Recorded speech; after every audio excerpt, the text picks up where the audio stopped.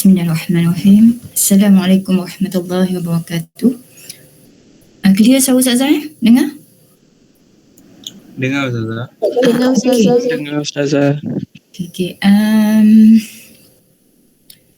Baru 12 orang masuk, ada 6 orang lagi. Okay, tak apalah, sambil-sambil kita menunggu ya. Kawan-kawan masuk. Okay, alhamdulillah hari ini kita jumpa lagi kelas atas talian kita pada hari ini, dan Ustazah mengharapkan semua dalam keadaan yang baik dah ya. Dan sebelum kita memulakan kelas, Ustazah nak minta seorang pelajar lelaki baca doa. Dan siapa hari ni? Siapa yang belum baca doa? Sila. Kamu ni kan Ustazah tanya, buat volunteer confirm lah tu. Siapa ya? Syami dah ke belum? Belum Ustazah. Belum. Syami hari ni ya? Boleh. Okey, sila. A'udzubillahi minasyaitonirrajim. Bismillahirrahmanirrahim. Al-Fatihah.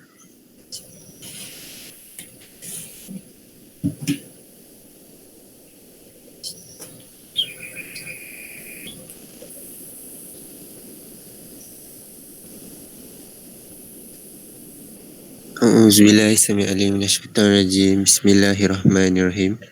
Allahumma aftah alaina hikmataka wa yashir alaina min khazaini rahmatika ya arhamar rahimin. Rabbi shrah li sadri wa yassir li amri wahlul 'uqdatam min lisani yafqahu qawli. Wa sallallahu ala sayyidina Muhammad wa ala alihi washabihi wasallam walhamdulillahi rabbil alamin. Amin ya rabbal alamin. Okey, terima kasih Syahmi. Okey, untuk hari ni Ustazah nak tengok dulu kehadiran kita.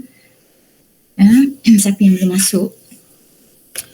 Okey, Abdullah ada Ada Ustazah. Okey, Adib Johan belum masuk lagi tak? Farhan Haziq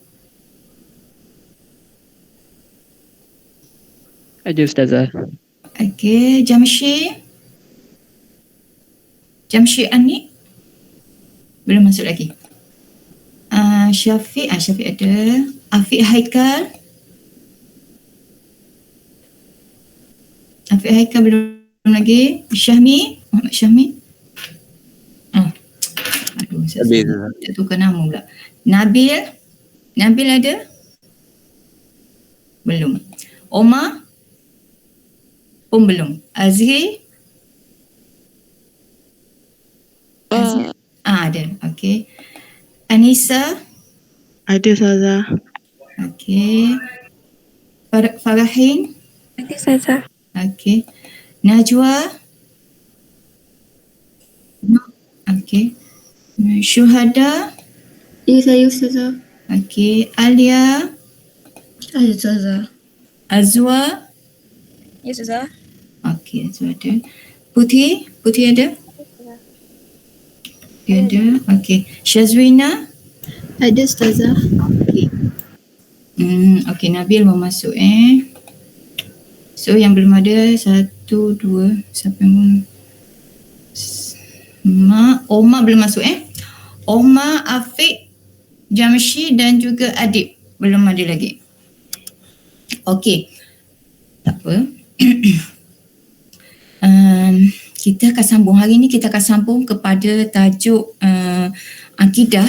Minggu lepas Ustazah bagi kamu video berkenaan dengan definisi akidah. Sebenarnya adalah perkongsian daripada pensyarah KMKT, daripada KMKT.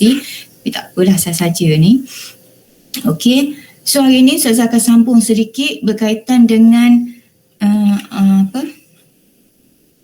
berkaitan dengan sumber dan juga metodologi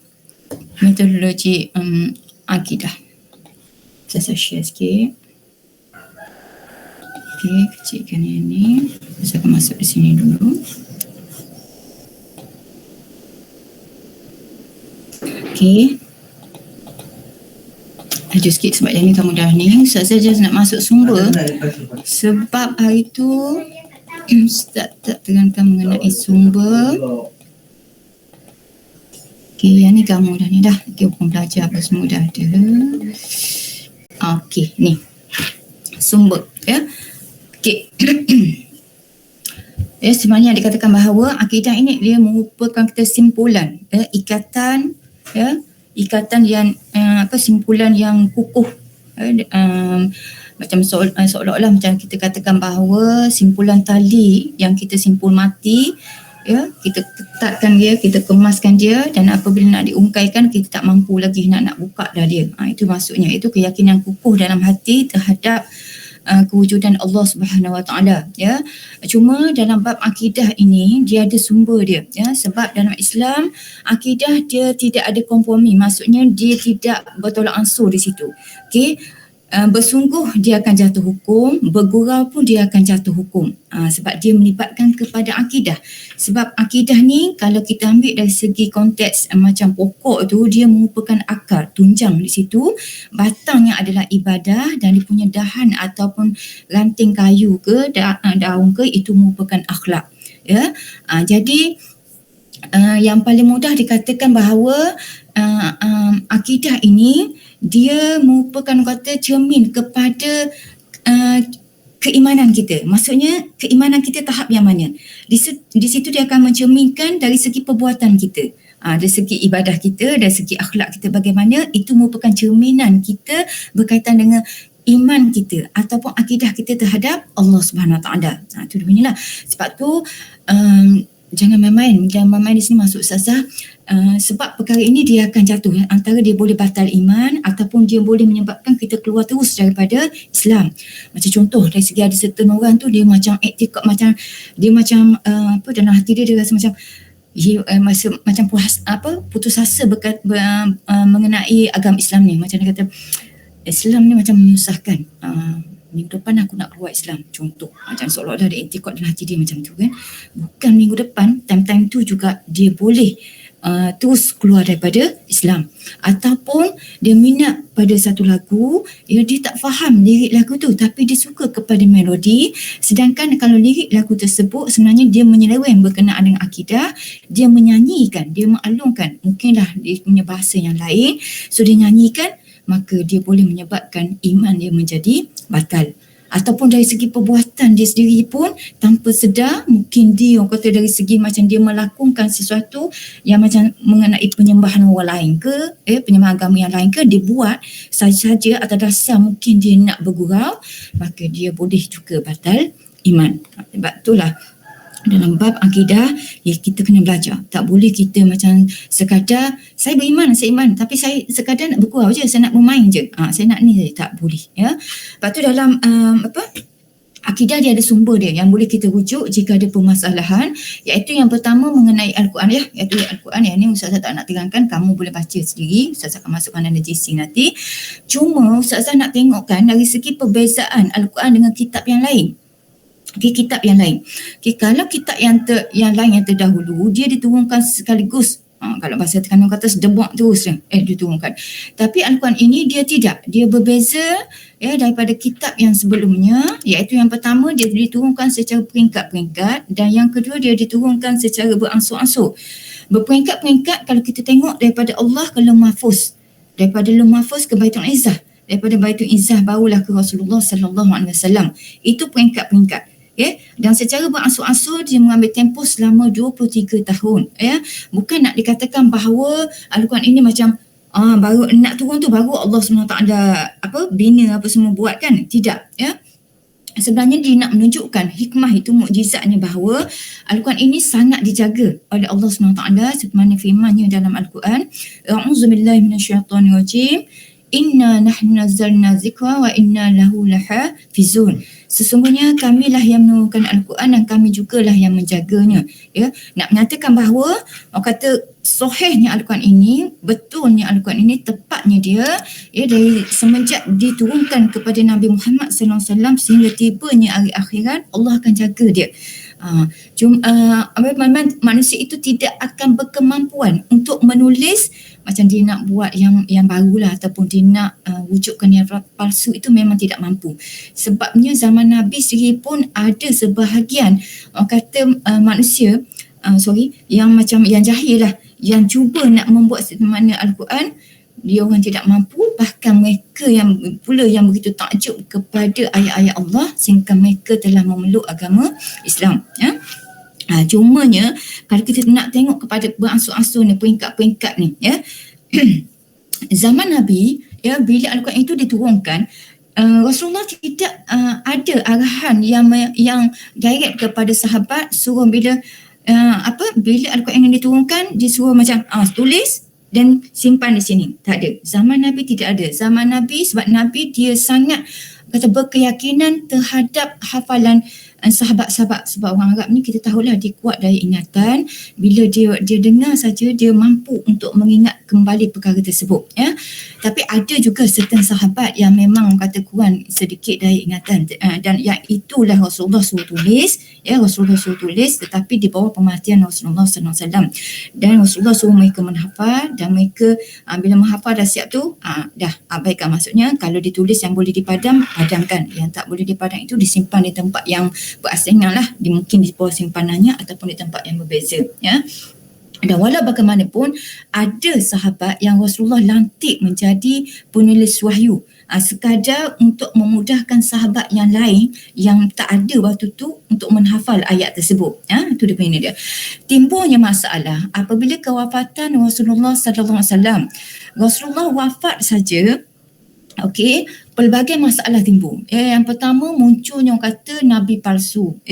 Ada yang keluar balik daripada Islam. Macam-macam ada punya ni dia, sehingga kan berlakunya peperangan. Bila berlaku peperangan itu, peperangan saudara tu, 70 orang penghafal Al-Quran telah meninggal dunia. Maka bila dilihat ataupun ditengok oleh Sayyidina Umar, Sayyidina Umar tengok dia kata, yalah, peperangan zaman tu pun dah melibatkan 70 orang penghafal Al-Quran. Bila penghafal Al-Quran itu meninggal dunia, meninggal dunia, dia tak meninggal dia saja, dia membawa bersama Al-Quran itu. Jadi Sayyidina Umar rasa macam bimbang, khawatir, sebab dia kata macam mana generasi akan datang akan tengok ataupun kenal Al-Quran ni. Jadi dia mencadangkan kepada Sayyidina Abu Bakar As-Siddiq supaya menulis dan membukukan Al-Quran ini dan disimpan di tempat yang khusus. asalnya Saidina Abu Bakar tolak sebab dia kata perkara ni tak pernah berlaku zaman Nabi dan dia bimbang perkara ini dikira bid'ah, iaitu bid'ah dolalah, bid'ah yang ditolak, ya. Dan bila berlaku ni kata takutlah bid'ah dolalah ialah bid'ah yang ditolak ini, maksudnya semuanya akan berdosa dan akan dimasukkan ke dalam api neraka. Tapi bila dipujuk oleh Saidina Umar, diberikan alasan-alasannya dan dipermudahkan oleh Allah SWT, barulah Saidina Abu Bakar dia bersetuju. Bila dia bersetuju, dia telah meminta Zaid bin Sabit. Zaid bin Sabit adalah seorang penulis wahyu zaman Nabi. Zaman Abu Bakar, dia pilih Zaid bin Sabit sebagai ketua penulis, okay? Dan Zaid bin Sabit pun sama, dia tolak juga. Sampaikan dia kata, jika kamu meminta aku memindahkan satu gunung ke gunung yang lain, itu lagi sanggup aku buat daripada perkara yang tidak pernah berlaku zaman Nabi, ya. Tapi dua khalifah ini memujuklah, ya, sebab dia kata benda ni membawakan manfaat, memberikan kemaslahatan kepada generasi akan datang. Kalau tidak dibukukan, tidak ditulis, maka generasi akan datang tidak akan kenal Al-Quran ini, ya. Maka Zaid pun bila dengar tu, ya, dan dia ialah memohon kepada Allah SWT, ditenangkan dan akhirnya dia bersetuju dan dia menulis dan dia meminta 2 orang saksi, ya. Nak tulis ayat tu dia minta 2 orang saksi, ada ayat ni ada tak dia dengar, dia baca apa, dia hafal.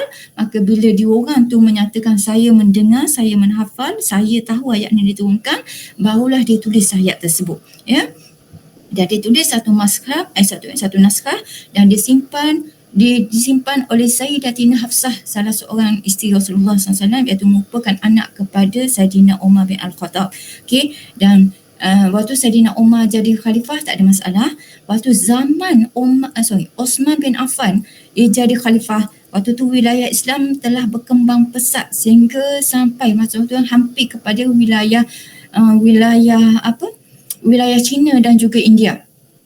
Hampir ke sana, okey. Dan waktu tu pun jelah kita tahu Saidina Osman ni bila dia terima jawatan khalifah, dia telah umurnya dah orang kata 76 tahun, ya, dah berusia dah, ya, dah dia tak mampu nak pergi semua nak ni, dia telah menghantar wakil.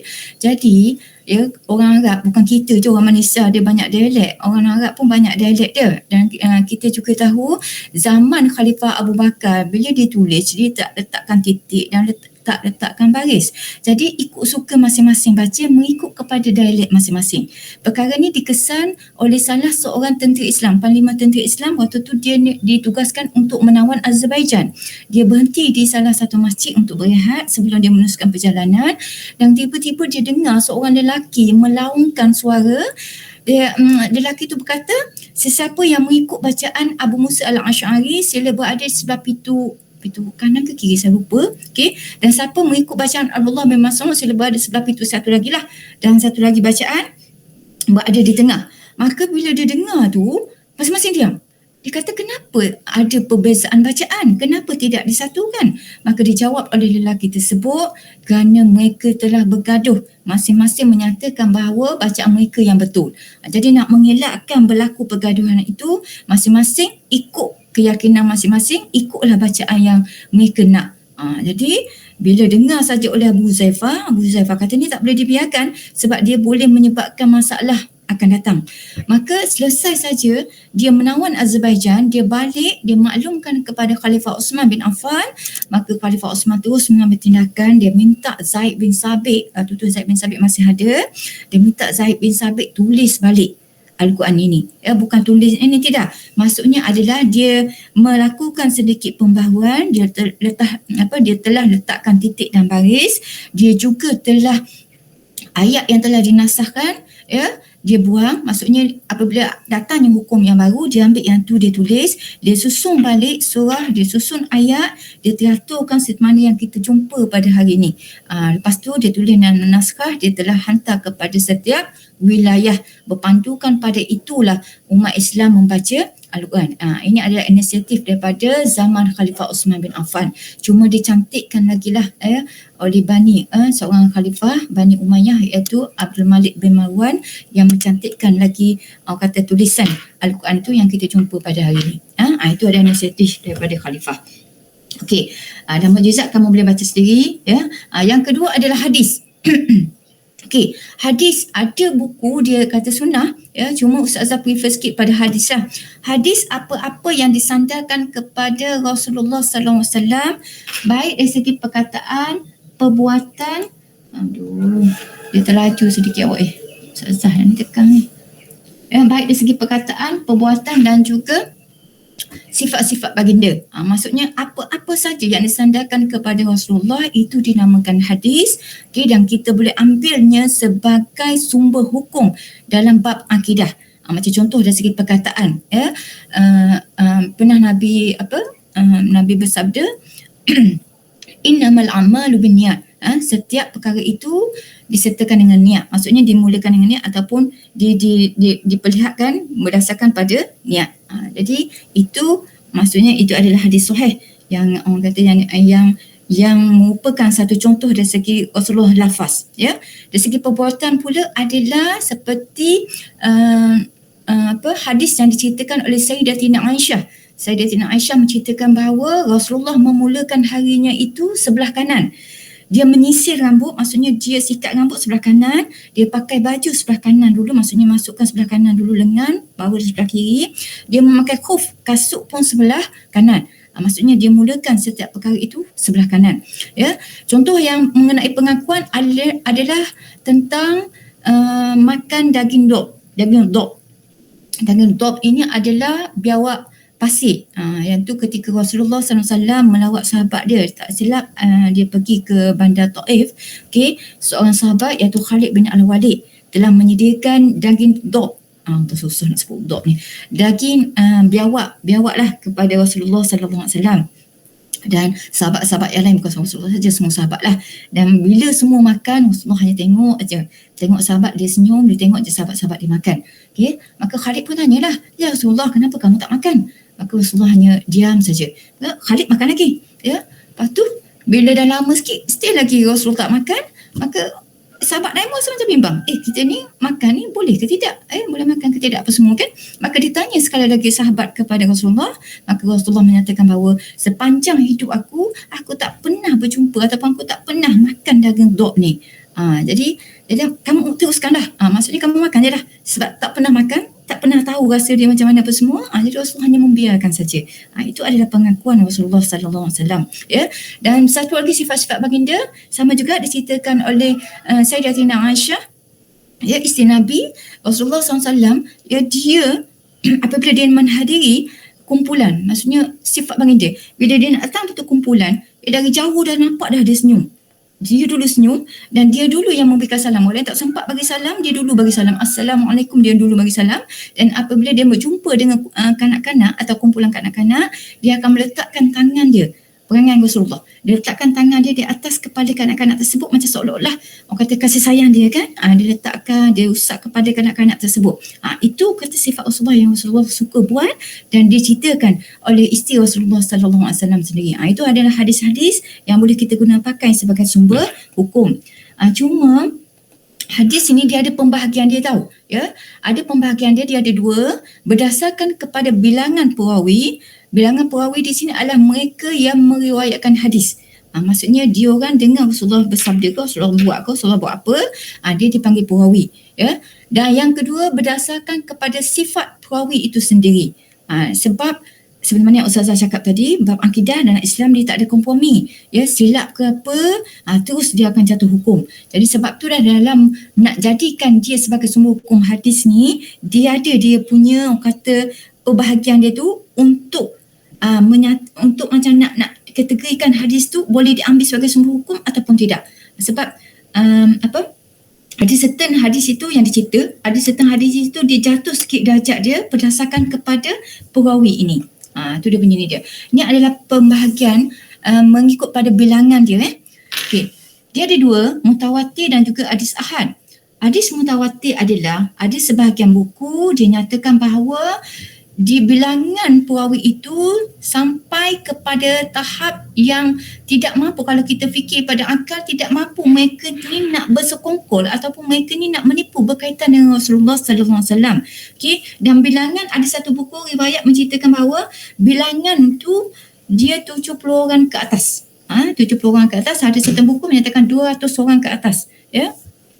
200 orang ke atas macam yelah kalau fikir pada logik akal tak adanya mereka ni orang kata bersetuju ataupun mereka ni orang kata macam nakkan menipu macam yelah nak berdustakan Rasulullah sallallahu alaihi wasallam, tak ada.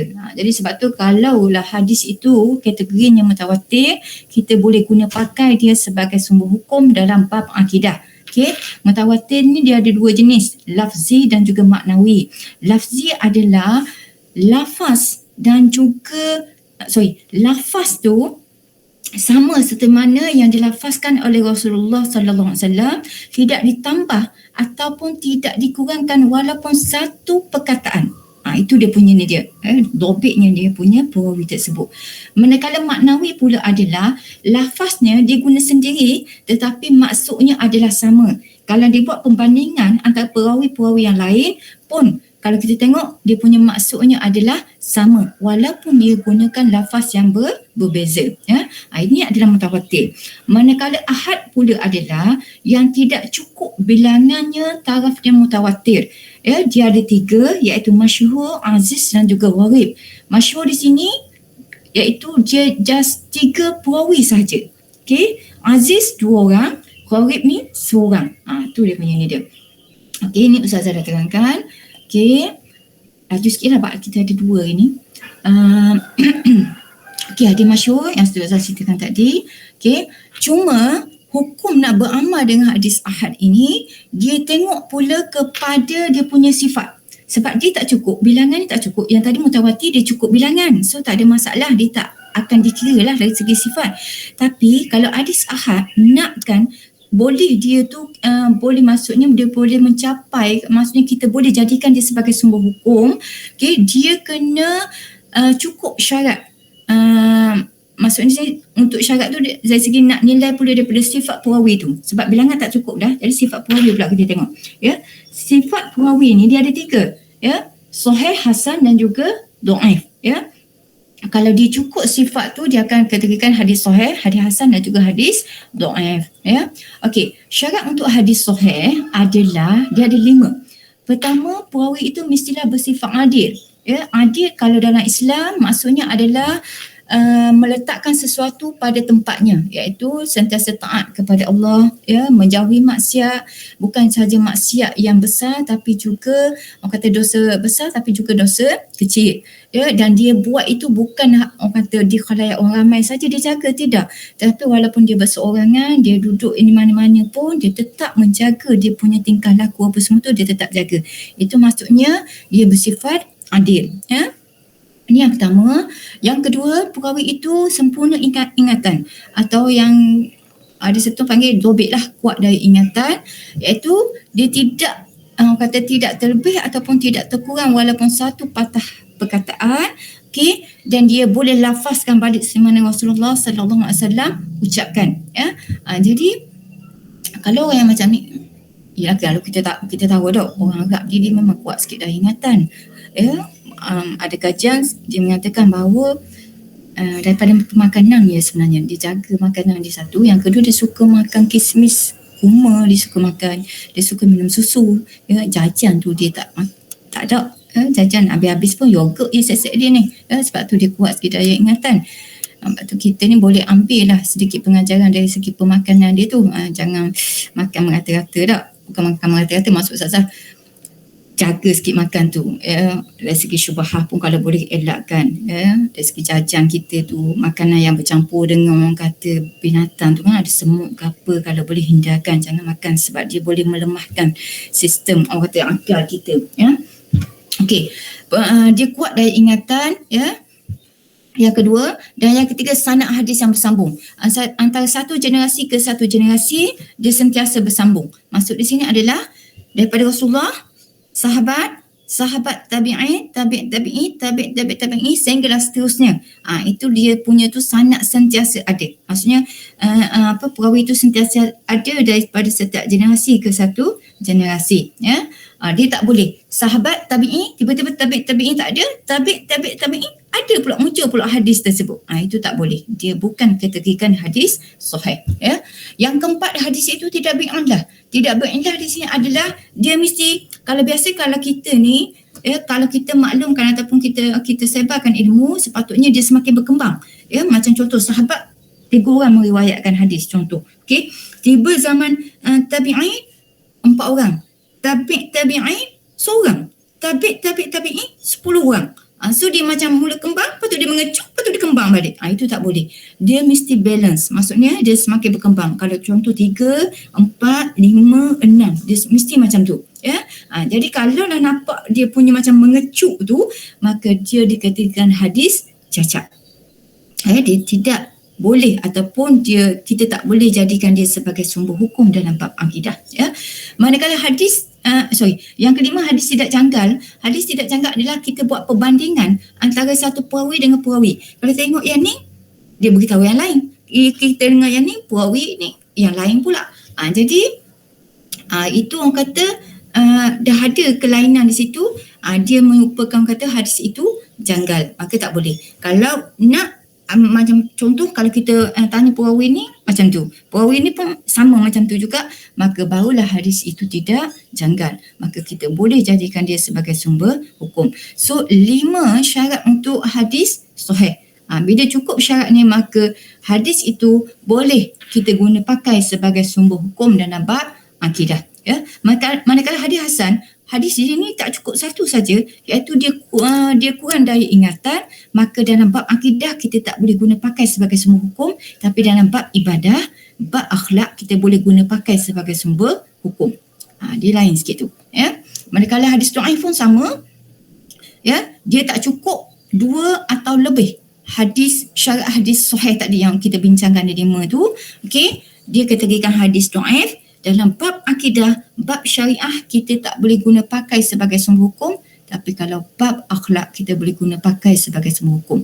Macam contoh biasa yang kita selalu dengar kan, talabul ilmi faridatun ala kulli muslim, talabul ilmi walau bisin.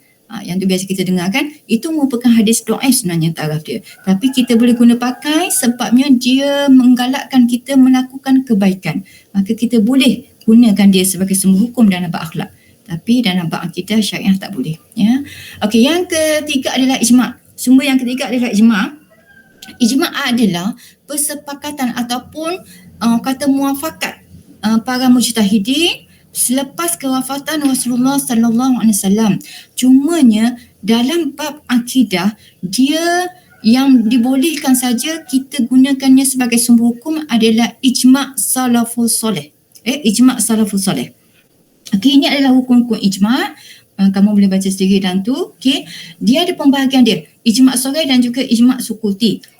Yang kita nak fokus ni ijma' soreh. Maksudnya para mujtahidin dia menyatakan pendapat dia tu secara direct. Dan bila kita dengar, kita tengok, kita faham dia. Sama ada dia melafazkan, dia cakap, ataupun dia menggunakan bahasa tubuh badan dia, mengangkat tangan ke, dia mengeling kepala ke, dia apa ke, kita faham, itu dinamakan ijma' soreh. Maka kita bila keluarkan saja, maksudnya dia bersepakat ramai-ramai, maka automatik selepas itu dia boleh dijadikan sebagai sumber hukum.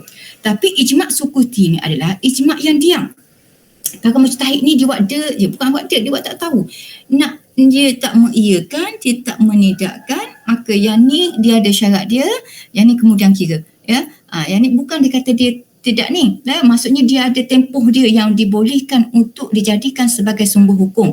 Sebab mungkin dia diam itu dia sedang berfikir, mungkin yang kedua tu dia sedang relatekan dia punya ilmu dia, dan mungkin time tu pun dia orang kata masih lagi nak orang kata, maksudnya masih lagi tidak faham permasalahan berkaitan dengan apa yang dibincangkan. Jadi dia ada syarat dia lah untuk jadikan sebagai sumber hukum. Yang ni ijma' sukuti. Yang ni kita abaikan dulu. Kita tengok pada ijma' soreh. Okey, jenis-jenis ijma'. Okey, jenis-jenis ijma' ni dia ada banyak. Ni ahli Madinah, Ustazah rasa kamu dah belajar ni. Ahli Madinah, ahli bait, sahabat, khulafa rasyidin dan ulama'. Cuma seperti mana Ustazah cakap tadi, ijma' salafus soleh adalah ijma' yang mereka tu, para mujtahidin tu, dia hidup sezaman dengan Rasulullah sallallahu alaihi wasallam. Dengan syarat orang kata dia hidup sezaman dengan Nabi. Walaupun waktu tu dia kanak-kanak, dia pernah berkuasa dengan Nabi, dia pernah bercakap dengan Nabi, pernah bersembah dengan Nabi, pernah menghadiri majlis Nabi, dan ikutlah dia punya ni dia, maka yang tu saja boleh jadikan sebagai sumber hukum. Kalau kita kategorikan zaman sahabat, tadi Khulafa' Rasyidin, sahabat ni Ahlul Bait, dia bolehlah orang kata termasuk dalam ijma' salafus soleh, ya. Tabi'in, 3 generasi itu saja yang dikategorikan ijma' salafus soleh. Ahli Madinah yang sekarang ni tak adalah, yang dulu tu ialah bolehlah, ya. Kalau ijma' ulama, kalau hari ni dia tidak termasuk dalam ijma' salafus soleh. Sebab tu kalau ijma' ulama yang hari ni berkaitan akidah, dia tak ada dah berbincangkan, dia membincangkan tak ada dah. Dia cuma bincangkan berkaitan dengan ibadah, yang berkaitan dengan akhlak saja. Sebab tu kalau muzakarah fatwa kebangsaan kan, kita dengar mufti keluarkan apa semua, yang tu berkaitan dengan ibadah. Macam contoh dalam isu vaksin dah, dia punya muzakarah menyatakan harus kita mengambil vaksin atas dasar usaha kita mengelakkan atau menghindarkan kemudaratan pada tubuh badan, masyarakat dan juga negara kita, ya. Harus macam contoh dari segi macam orang yang menisap ukuk kan, hukumnya adalah haram sebab dia boleh memudaratkan tubuh badan, memberikan pula masalah kepada orang lain, ya. Itu dari segi ibadah, ya. Tapi dari segi kata akhlak, dari segi akidah tak ada dah dia bincangkan pada hari ni, tak ada dah, ya. Jadi satu yang dulu lah ni Ahli Madinah, 1, 2, 3, 4 yang boleh kita guna pakai dia sebagai sumber hukum dalam bab akidah. Ulama tak ada, ya. Okey, sekian itu dalam bab yang pertama ni lah. Okey, dan lepas tu kita akan masuk kepada metodologi tauhid. Sorry, saya salah laju sikit. Ada masalah, boleh interrupt saya terus, ya. Okey, metodologi tauhid. Okey. Tauhid seperti mana yang kita dengar kita dengar video minggu lepas, ya.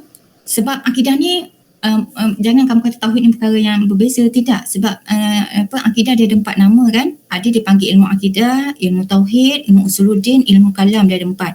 So hari ni perbincangan metodologi ni Ustazah gunakan tauhid, ya, metodologi tauhid, ya. Tapi benda yang samalah, iaitu menetapkan sesuatu yang Allah SWT itu adalah esa, tunggal dan juga tiada persamaan.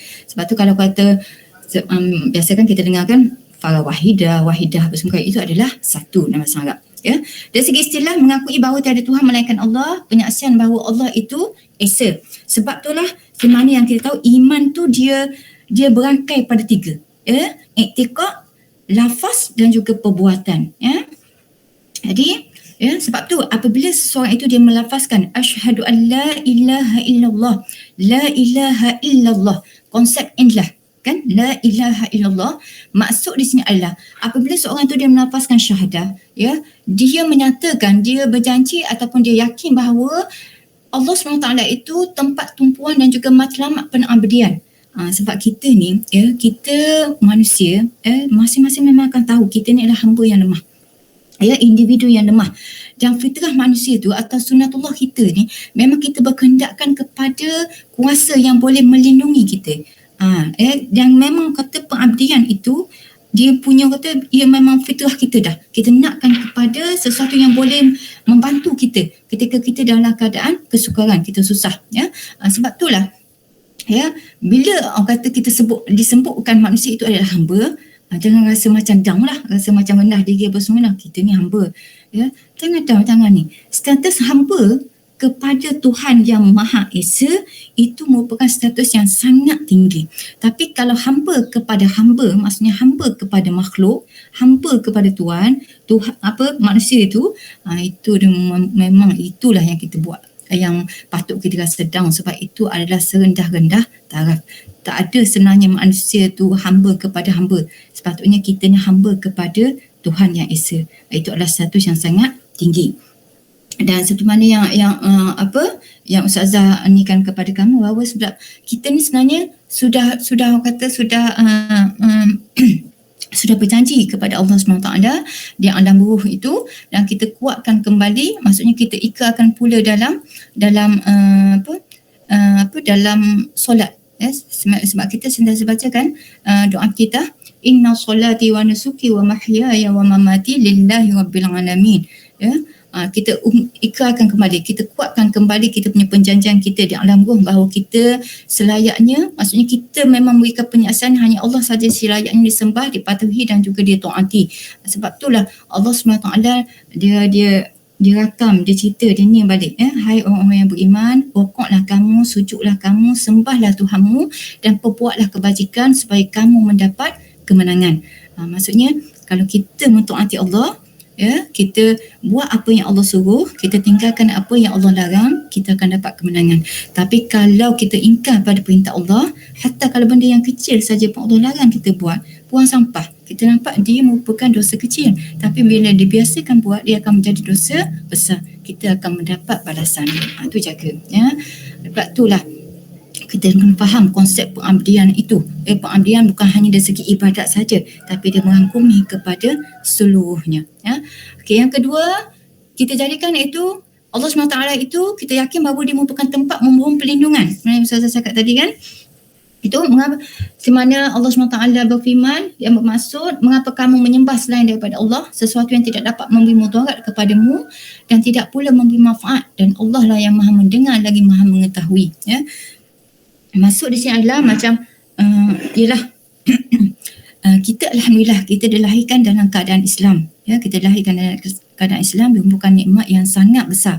Dan bagi mereka yang dilahirkan dalam keadaan bukan Islam, dia merupakan ujian bagi mereka.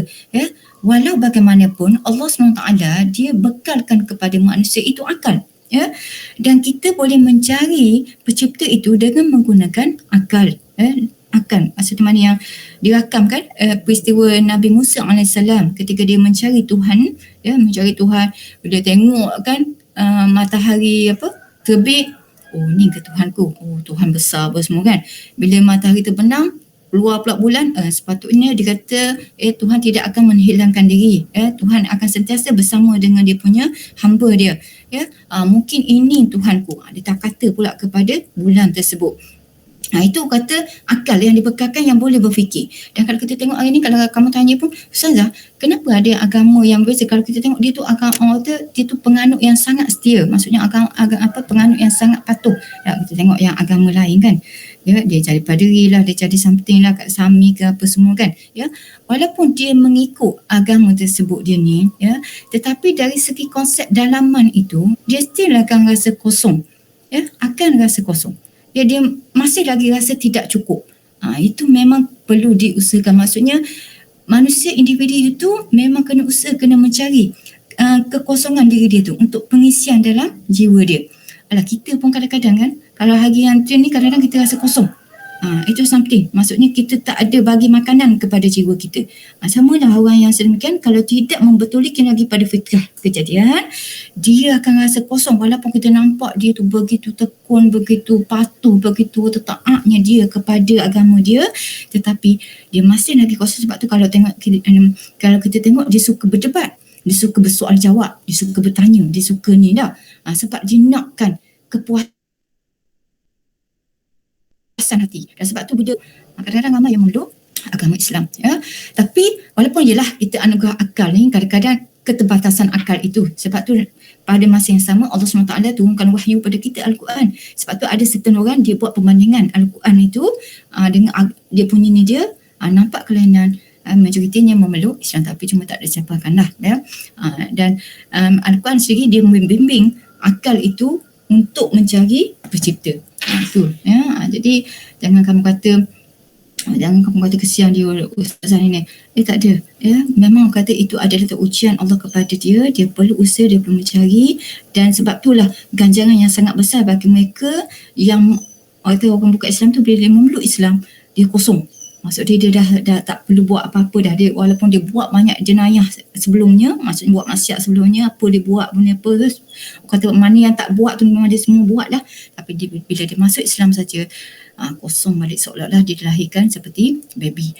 Cuma hidayah ini perlu dicari, dan hidayah ini akan datang dengan izin Allah.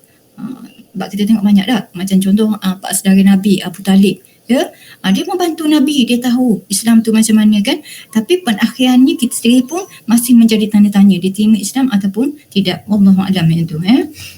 Okey, yang ketiga, Allah sebagai tumpuan segala kecintaan, meletakkan Allah segala-galanya. Jangan kata kita lebihkan daripada makhluk pula. Yang tu yang bahaya tu. Sebab tu kadang-kadang bila adanya orang yang kita sayang, bukan kita lah, orang lain. Ya, adanya bila kita nampak orang yang disayang tu meninggalkan dia, mulalah ya hatuk kepala lah, memukul diri lah, apalah.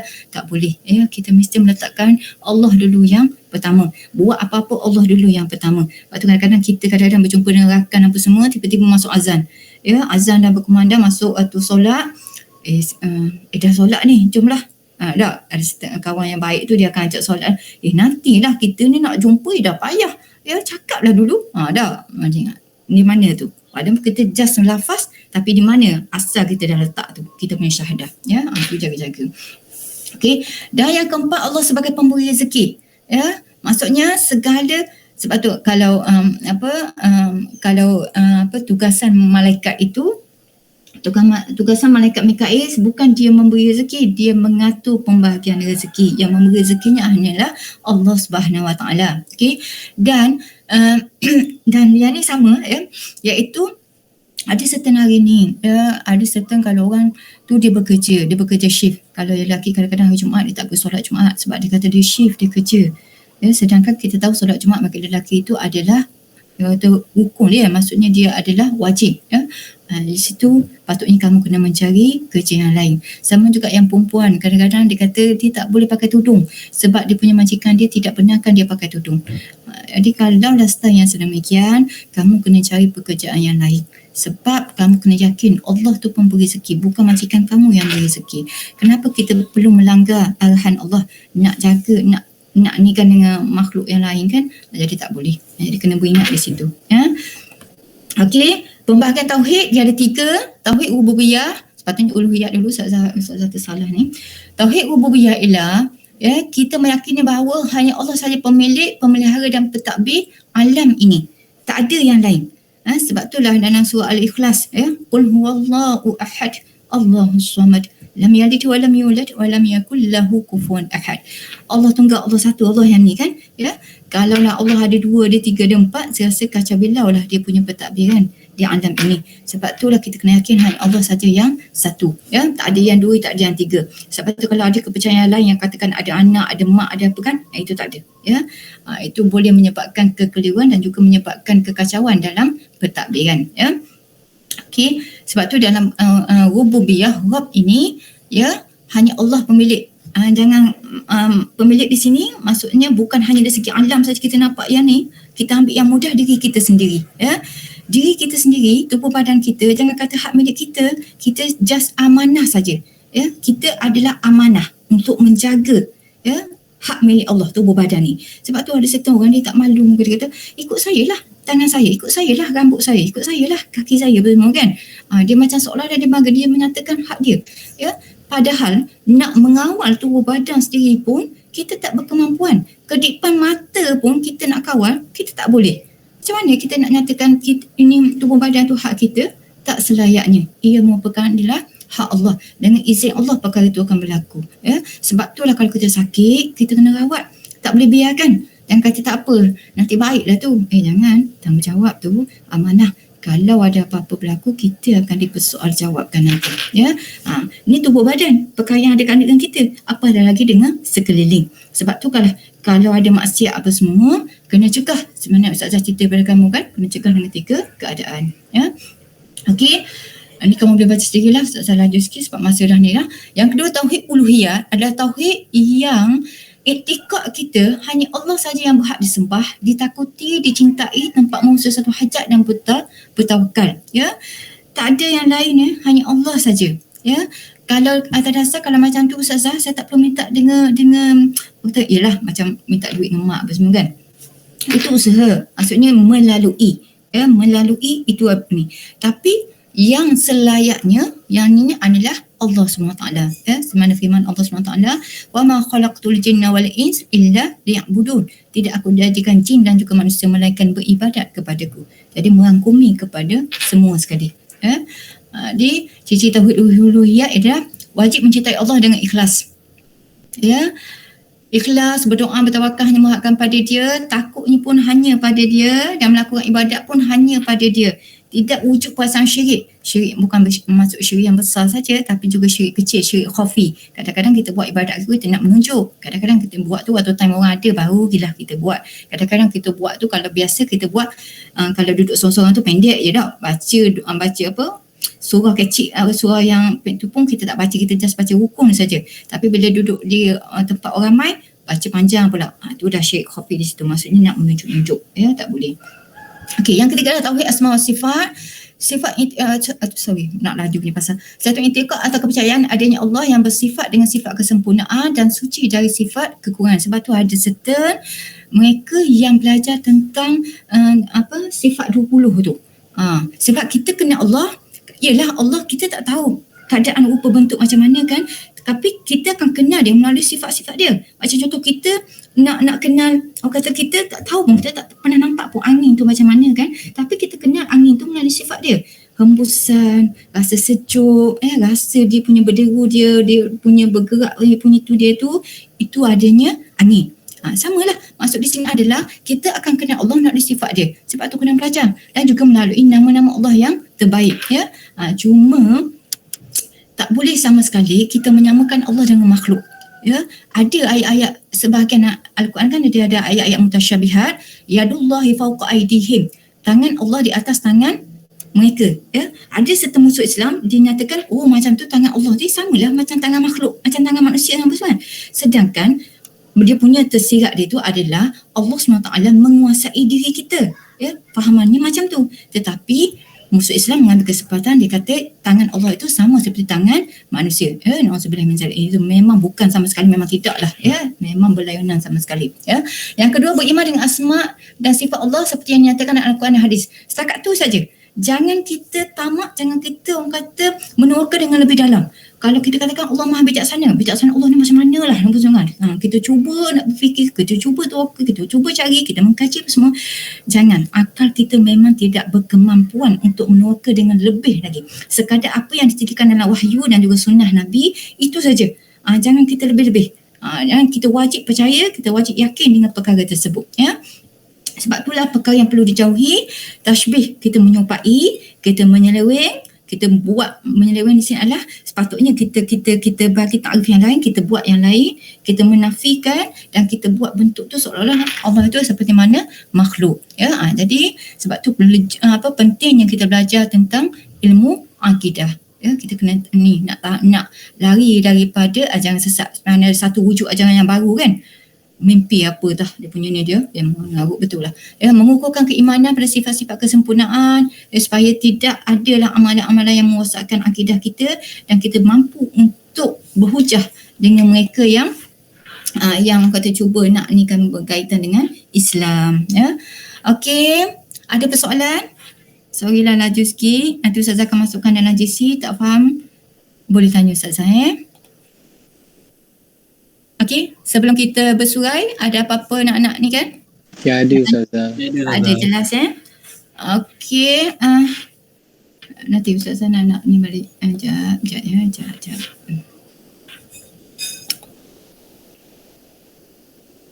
Ya. Sila.